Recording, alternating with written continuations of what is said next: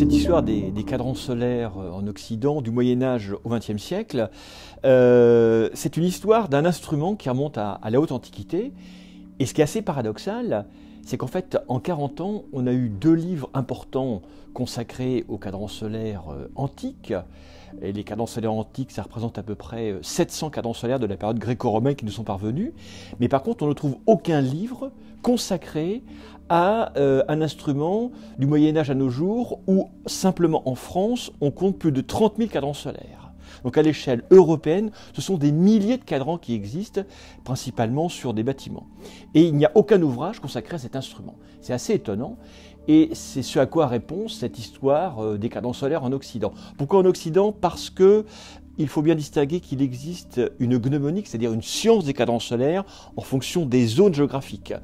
Donc là, on s'est limité à une ère européenne. Il faudrait faire la même chose pour une ère asiatique et surtout une ère arabo-perse.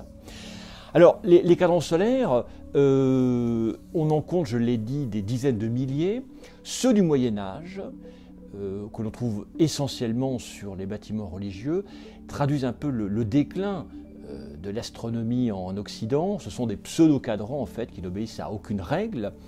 Et le grand renouveau des cadrans solaires, ça va être la fin du Moyen-Âge, le début de la Renaissance, où il se passe un phénomène majeur, c'est un changement d'heure. C'est-à-dire que depuis l'Antiquité jusqu'au, on va dire, au XIVe siècle, on utilise ce qu'on appelle des heures inégales ou heures temporaires. C'est une heure qui dépend de la date et du lieu. Et donc avec la naissance de l'horlogerie au XIVe siècle, dans les cadrans solaires va s'accompagner un changement très important, c'est l'introduction du style polaire, c'est-à-dire une tige, entre guillemets, un gnomon incliné, si vous voulez, qui pointe vers le pôle céleste. Et c'est l'intégralité de cette ombre du style qui va, en se promenant sur un réseau de lignes horaires, indiquer l'heure, et principalement l'heure égale, c'est-à-dire l'heure de 60 minutes. Ça date de cette période. Alors il y a encore des zones d'ombre, si je puis dire, sur l'apparition du style polaire en Occident. Certains pensaient que c'était d'origine arabe, d'autres c'était une invention propre aux Européens. Toujours est-il que ça va introduire un changement extrêmement important. Et dans toute l'Europe, on va voir les bâtiments essentiellement religieux, mais aussi par la suite les châteaux, les jardins, se couvrir de cadrans solaires. Et ces cadrans solaires, ils vont subir, en fait, ils sont à la confluence de 3 disciplines, l'astronomie, les mathématiques et l'architecture, et je devrais dire dans une certaine mesure aussi de l'orfèvrerie. Parce que si 95% des cadrans solaires que l'on connaît en Occident sont sur des édifices religieux, des châteaux, des maisons privées, on trouve aussi dans les collections muséales des cadrans solaires de table, un petit peu comme ces sphères armillaires que l'on pose, vous savez, dans les bureaux. Ce sont des cadrans solaires de prestige qui sont destinés à une élite où la précision n'est pas la formation principale. Et on trouve également beaucoup de cadrans solaires de hauteur, c'est-à-dire des cadrans solaires portables qui existent, eux, depuis la haute antiquité, qui indiquent l'heure avec la hauteur du soleil, et on en trouve certains aussi avec des petites boussoles qui sont inclus dedans.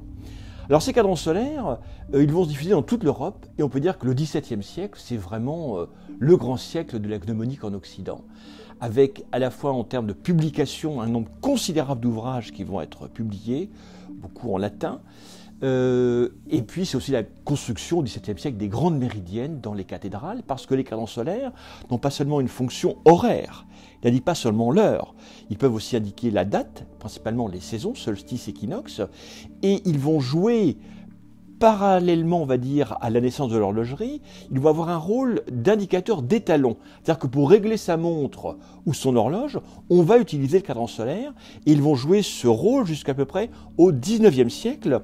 C'est un petit peu la fin de la gnomonique utile, parce que le télégraphe va faire qu'on peut diffuser instantanément l'heure à très grande vitesse. Mais les cadrans solaires vont continuer à se construire. Aujourd'hui, au XXIe siècle, ils sont construits encore, essentiellement pour des raisons esthétiques, mais aussi pour des raisons pédagogiques, car ça reste un instrument extrêmement, faussement simple déjà. Quand on gratte un peu, on s'aperçoit que c'est pas aussi évident. Il y a des mathématiques, il y a de la recherche, et ce qui est très étonnant, c'est que pour la première fois, on a un ouvrage qui est consacré à l'histoire d'un instrument qui accompagne l'homme depuis les Babyloniens jusqu'à aujourd'hui. Et il y a assez peu d'instruments, en fait, dans l'histoire de l'humanité qui aient une telle survivance et qui se construisent encore aujourd'hui de nos jours.